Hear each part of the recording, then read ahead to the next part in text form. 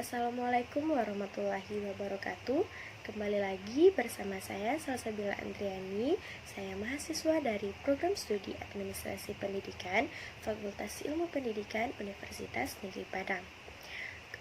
Pada kesempatan kita sebelumnya, saya sudah membahas beberapa materi pembelajaran dari mata kuliah komunikasi organisasi.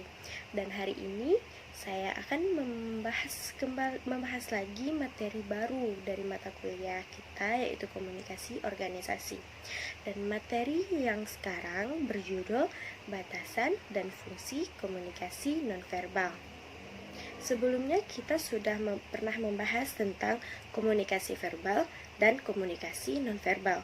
Tetapi pada kesempatan sebelumnya kita hanya menelaah sebagiannya saja.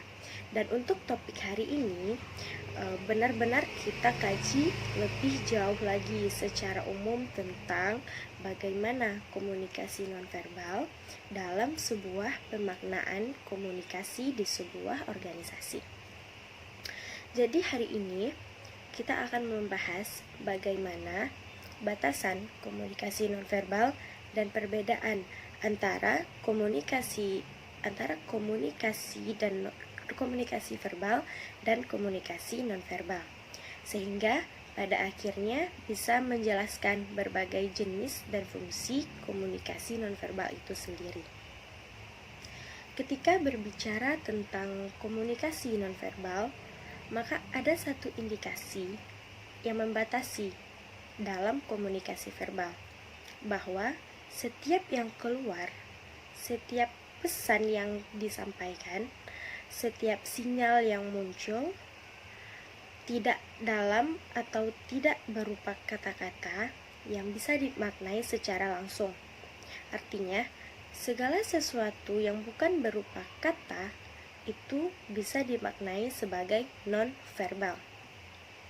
Bisa menggunakan lambang-lambang tertentu, gerakan tubuh, gestur, warna, interaksi, mimik wajah, tatapan mata, dan juga bisa berupa bunyi, tetapi bukan kata. Dan ingat, begitu hebatnya peran komunikasi nonverbal dari berbagai hasil penelitian mengindikasikan hasil-hasil itu dengan 3 fungsi. Bahwa pernyataan verbal kadang-kadang hanya sampai 7% diakui atau dipercayai. Sementara bentuk vokal itu sudah masuk dalam kategori nonverbal. Kategori nonverbal itu sendiri diakui 38%, bahkan sampai 55%-nya adalah wajah. Bahkan interaksi dengan polisi misalnya berhadapan dengan kasus, atau ketika seseorang ingin melihat kebenaran tentang kejujuran seseorang, pasti yang dilihat pertama itu bukan mendengarkan penjelasan. Ketika seseorang menjelaskan, yang kita perhatikan itu pasti mimik wajahnya dan pasti gerakan matanya. Karena kejujuran itu terletak pada apa yang tidak bisa kita desain sendiri. Kenapa? Karena keseluruhan gerakan, keseluruhan fungsi nonverbal akan muncul tanpa bisa kita buat-buat. Dan itu adalah indikasi yang bisa ditangkap sebagai pesan komunikasi yang lebih efektif. Maka untuk kondisi-kondisi tertentu, komunikasi nonverbal akan jadi sangat efektif dibandingkan dengan komunikasi verbal. Jadi, mempelajari komunikasi nonverbal adalah memahami apa yang dirasakan secara nyata oleh orang lain. Jadi, kalau kita definisikan, nonverbal adalah pesan-pesan yang diekspresikan, pesan-pesan yang disampaikan secara sengaja atau tidak melalui gerakan, tindakan, perilaku, atau suara yang berbeda dari penggunaan kata-kata dalam bahasa. Bahasa umum yang kita kenal sebagai kumpulan dari kata-kata yang menjadi kalimat dan kalimat menjadi paragraf. Dan itulah bahasa. dan di luar itu yang kita sebut sebagai nonverbal. Batasan komunikasi nonverbal itu sendiri yaitu sebagai berikut. Yang pertama, berada di dalam konteks. Tanpa kita minta, tanpa kita sadari, kita bicara soal besar, maka tangan kita akan langsung membentuk ukuran besar seperti ini. Dan kalau kita berbicara soal kecil, maka tangan kita akan langsung bergerak seperti ini. Kecuali kita memang ingin memainkan fungsi untuk merubah paradigma atau mengganti maksud sehingga membohongi sesuatu. Tapi secara umum, yang namanya komunikasi nonverbal selalu berada di dalam konteks dan tidak mengikuti alurnya. Panjang, pendek, besar, kecil, jadi tidak mengikuti. Bahagia, maka muka yang berbinar, mata yang bersinar. Sedih akan muncul wajah yang tanpa senyuman. Itu akan mudah dipahami. Dan yang kedua yaitu perilaku nonverbal adalah perilaku normal, karena bagaimanapun nonverbal itu muncul dengan sendirinya dan dia adalah bagian dari komunikasi verbal. Dan yang ketiga, tindakan nonverbal saling berinteraksi, saling isi, seperti marah diikuti dengan tutur kata yang kasar, jadi menyatu dengan verbal, terintegrasi secara utuh. Suara yang keras, wajah yang tegang. Jadi ketika marah, ketika orang menyampaikan kemarahannya secara verbal, semua ekspresi yang muncul sebagai nonverbal ini diikuti oleh verbal. Dan yang keempat, pesan komunikasi nonverbal itu bermakna rangkap. Jadi banyak makna yang bisa dimunculkan. Yang kelima, perilaku nonverbal selalu dikomunikasikan, artinya dia diterima, diinterpretasikan, dan biasanya diberikan umpan balik atau feedback. Yang keenam, komunikasi nonverbal berada dalam satu aturan, yaitu tergantung pada nilai dan norma masyarakat. Yang ketujuh, komunikasi nonverbal sangat menentukan karena alat ukur sebenarnya itu ada di nonverbal. Dan yang kedelapan, perilaku nonverbal sangat terpercaya karena ada dua alasan. Yang pertama, pesan verbal lebih mudah untuk dimanipulasi, dan perilaku nonverbal seringkali muncul secara tidak disengaja, hingga lebih mudah untuk ditangkap dan mudah dipercayai maknanya oleh komunikan. Sekarang kita lihat jenis-jenis komunikasi nonverbal. Secara umum kita coba analisis 5 jenis, yaitu sebagai berikut. Yang pertama, komunikasi tubuh. Yang kedua, komunikasi ruang. Yang ketiga, diam. Dan diam di sini adalah komunikasi nonverbal karena makna diam itu ada banyak sekali. Yang keempat, paralaik atau paralanguage. Yang kelima, komunikasi temporal atau komunikasi waktu. Kita coba lihat satu persatu dari 5 hal ini, kita coba jabarkan masing-masingnya dari masing-masing jenis komunikasi nonverbal ini. Dan yang pertama yaitu yang tadi, komunikasi tubuh. Gestur atau isyarat itu masuk dalam komunikasi nonverbal.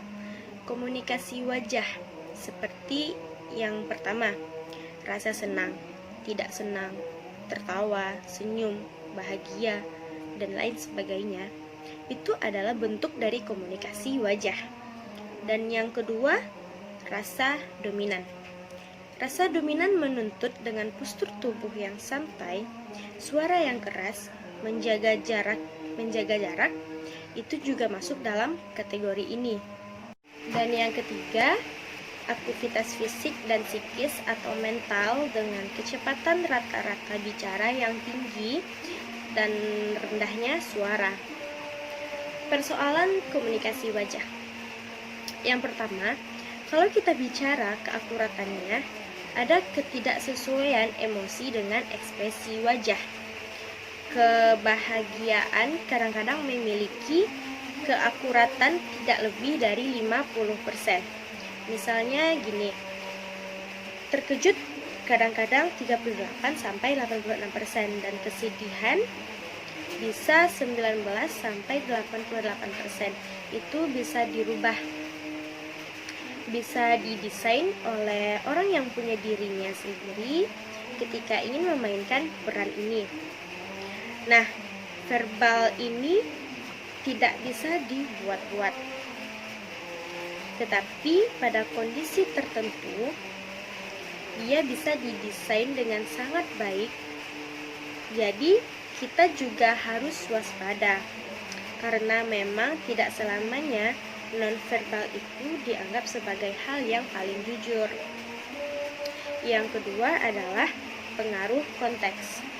Pengaruh keadaan dan situasi juga bisa menjadi persoalan komunikasi wajah tadi. Dan yang ketiga adalah ekspresi sesaat. Ekspresi sesaat ini terbuka atau tersembunyi.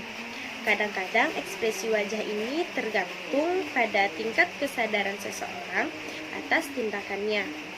Jadi, yang namanya komunikasi itu bisa didesain, bisa dimanipulasi, sehingga persoalan kejujuran tidak bisa jadi jaminan 100%. Apakah dari sisi verbal yang notabene-nya punya kondisi yang lebih besar diterjemahkan secara negatif, bahkan termasuk komunikasi nonverbal itu sendiri juga bisa dimanipulatif, yang kita sebut sebagai hal yang paling jujur. Ternyata komunikasi nonverbal itu sendiri juga bisa dimanipulatif atau bisa didesain oleh seseorang yang sedang berkomunikasi tadi. Sekarang komunikasi mata. Menghindar, marah, takut, terkejut, kaku, umpan balik itu bisa dilihat dari komunikasi mata. Jadi, mata adalah cakrawala dunia dan juga jendela dunia. Semua bisa dirasakan dan dipastikan lewat mata.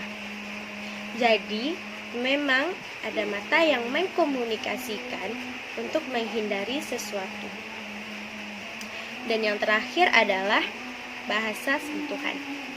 Sentuhan tidak berupa kata-kata, tetapi memberikan imajinasi yang berbeda, sehingga terjadi komunikasi yang sangat luar biasa,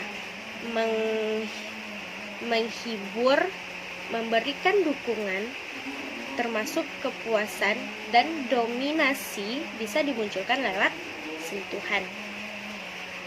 Contohnya seperti bagaimana seorang dosen atau bagaimana seorang guru memberikan sentuhan kepada anak didiknya dalam rangka menguasai atau mendominasi. Bagaimana dan juga bagaimana seorang ayah merangkul atau memeluk anaknya dalam bentuk mendominasi supaya anaknya merasa terhibur. Nah, makna-makna itu rangkap dalam komunikasi nonverbal yang kita sebut dalam bahasa sentuhan. Dan yang kedua yaitu komunikasi ruang. Komunikasi ruang juga termasuk dalam komunikasi nonverbal ruang. Komunikasi nonverbal. Ruang berarti kaitannya dengan jarak.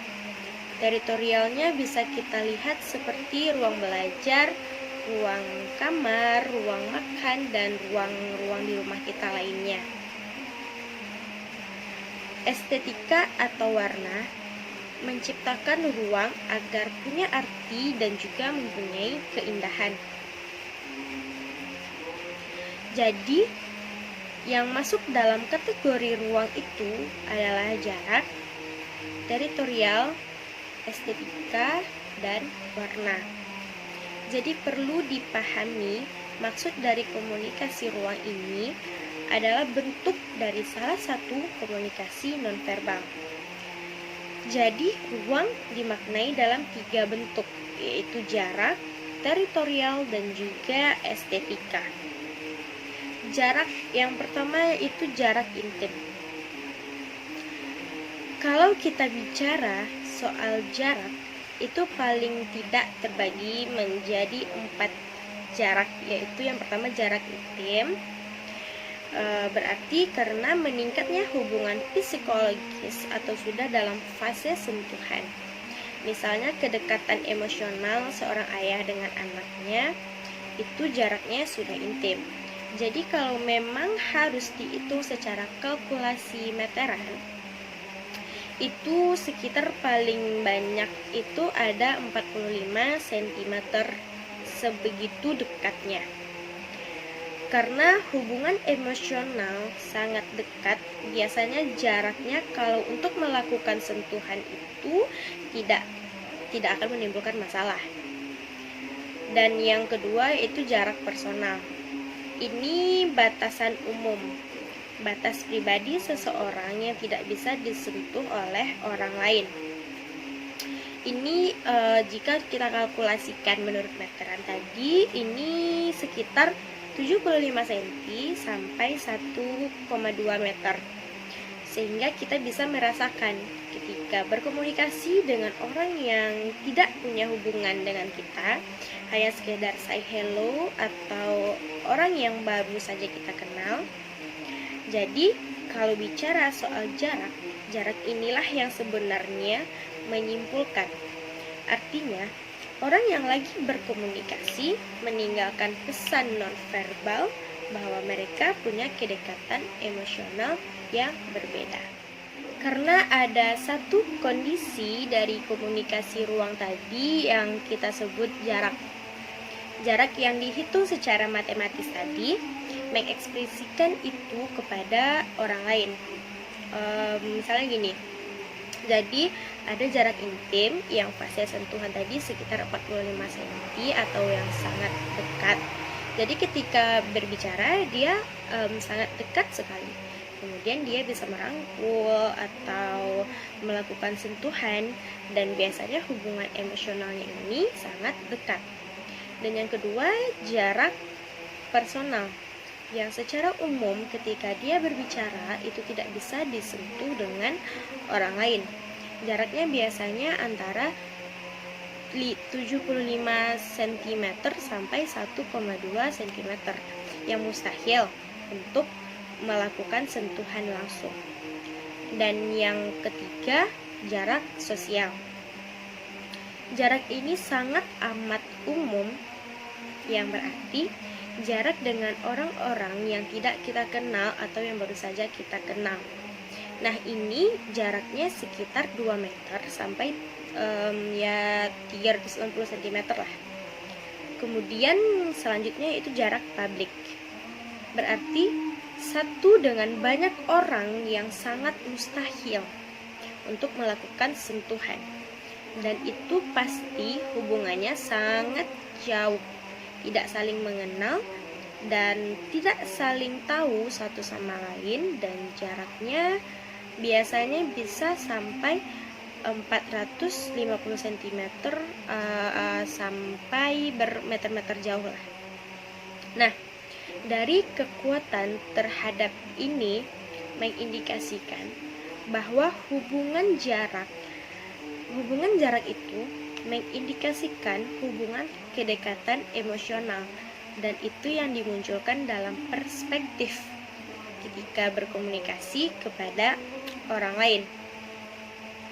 Maka dari itu begitu mudah kita menyimpulkan ketika melihat orang berbicara dengan orang yang satunya lagi yang tiba-tiba dekat sekali, itu kita bisa rasakan ada sesuatu yang spesial di antara mereka. Tapi harus dibuktikan dulu tingkat kespesialannya itu gimana. Karena tadi kita baru saja berhubungan dengan konteks jarak yang mengindikasikan tingkat keintiman seseorang tersebut. Sekarang apalagi yang termasuk dalam kategori komunikasi nonverbal?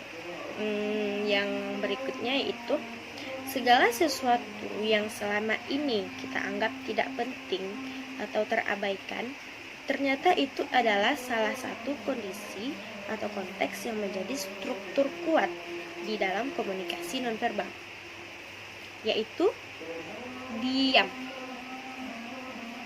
Jadi ketika kita diam dalam suatu proses komunikasi yang terjadi antara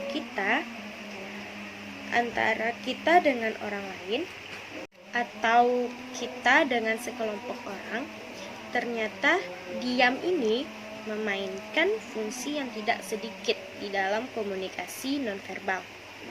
Artinya, diam bisa menginformasikan kepada kita atau kepada orang lain bahwa kita sedang memberi kesempatan orang untuk berpikir. Untuk berpikir, diam juga bisa memberikan makna menyakiti. Kita bisa lihat dalam berbagai macam film. Sebegitu antusiasnya, sebegitu semangatnya seseorang ketika dihadapi dengan kondisi diam oleh lawan bicaranya, itu bukannya membantu tetapi semakin menyakiti lawan bicara tersebut. Ketika dia sedang menonton televisi dan dia sangat antusias menyaksikan jalan cerita dari televisi tersebut, tetapi lawan bicaranya tidak berekspresi apa-apa atau tidak menanggapi apa-apa, dan dia hanya menanggapinya dengan diam, dan itu bisa menyakiti hati orang yang begitu antusias tadi. Dan diam juga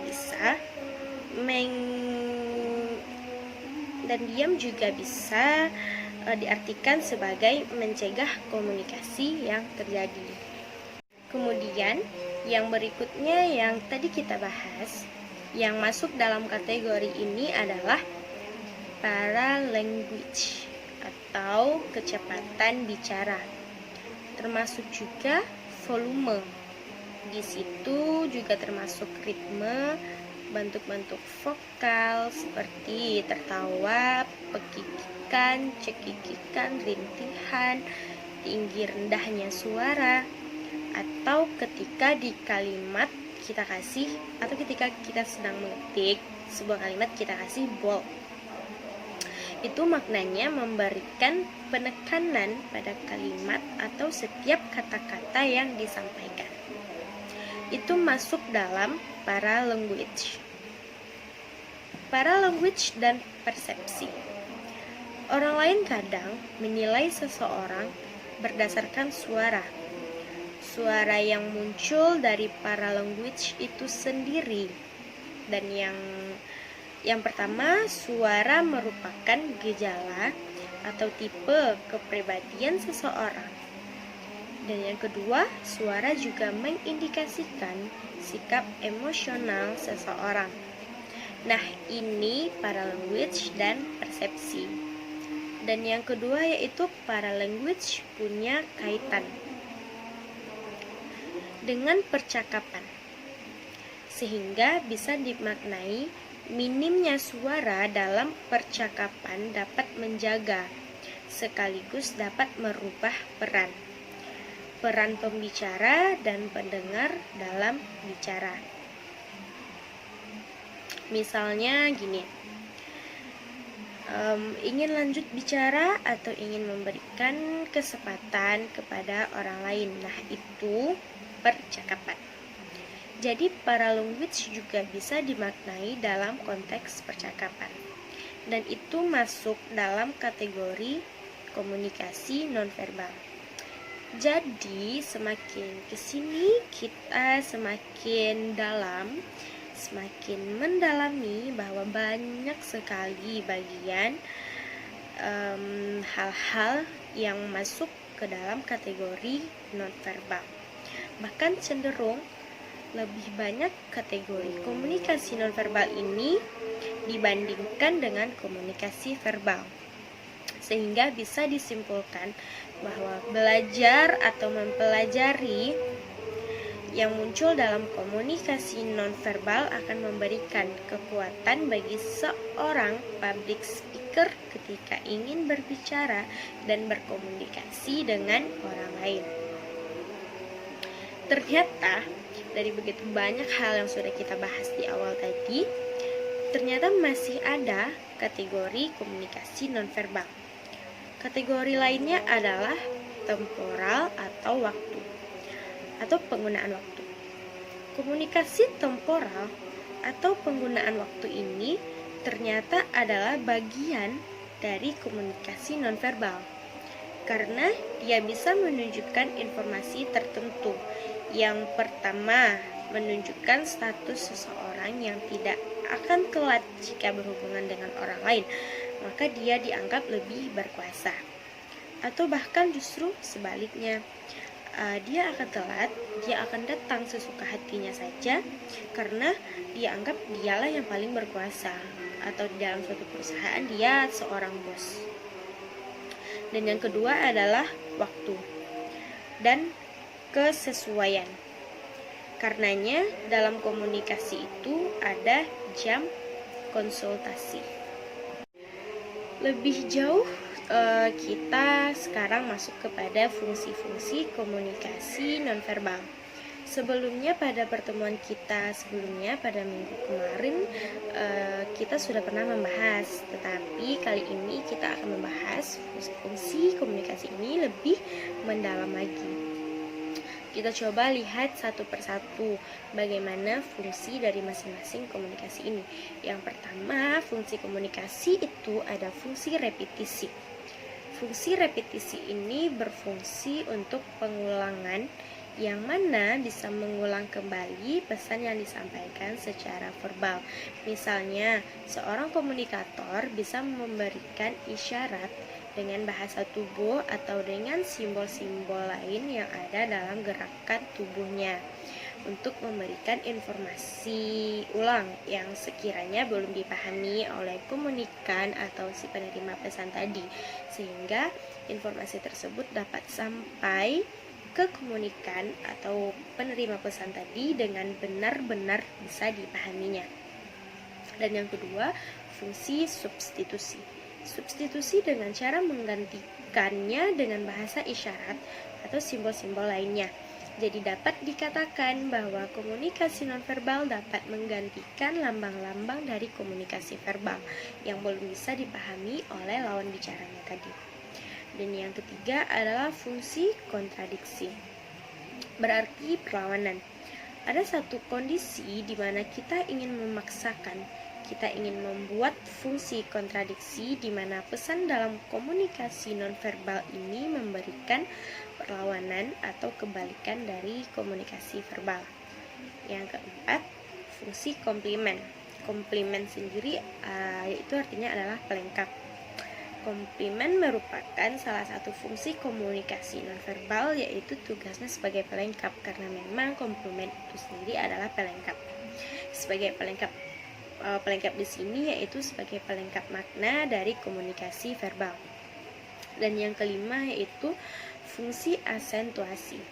Fungsi asentuasi ini memiliki fungsi dalam proses komunikasi. Fungsi ini memiliki fungsi sebagai penegas dari pesan-pesan verbal yang disampaikan oleh komunikator kepada komunikan. Dan fungsi yang terakhir yaitu fungsi regulasi, bahwa komunikasi nonverbal dapat melibatkan tubuh yang bisa meregulasi perilaku atau pesan verbal yang kita sampaikan. Sekiranya hanya ini yang dapat kita bahas pada kesempatan kita kali ini. Semoga kita dapat bertemu lagi pada kesempatan-kesempatan berikutnya, dan tentunya dengan materi atau topik pembahasan yang baru. Dan saya berharap semoga apa yang saya sampaikan pada kesempatan kita kali ini bisa bermanfaat dan bisa kita terapkan dalam kehidupan kita sehari-hari, dan juga bisa menambah ilmu dan cakrawala kita tentang komunikasi. Assalamualaikum. Terima kasih sudah mendengarkan saya, dan terima kasih juga atas waktunya kepada teman-teman semua. Terima kasih. Assalamualaikum warahmatullahi wabarakatuh.